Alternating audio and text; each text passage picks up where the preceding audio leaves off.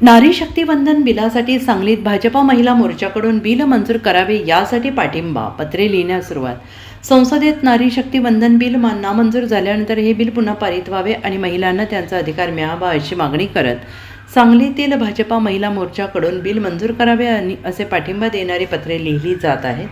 सांगलीत पहिल्या दिवशी मोठ्या प्रमाणात पत्रे महिला मोर्चाकडे महिलांची जमा होत आहेत आणि ही सर्व पत्रे प्रदेश भाजपाकडे पाठवली जाणार असून नारी शक्ती वंदन बिल मंजूर व्हावे यासाठी पत्राद्वारे मागणी आणि सरकारला पाठिंबा देण्यात येतो आहे। सांगलीत भाजपा महिला मोर्चा अध्यक्ष स्वाती खाडे यांच्या उपस्थितीत अनेक महिला पदाधिकाऱ्यांनी पत्रे जमा केली आहेत। नमस्कार, मी स्वाती सुशांत खाडे, महिला मोर्चा अध्यक्ष सांगली शहर।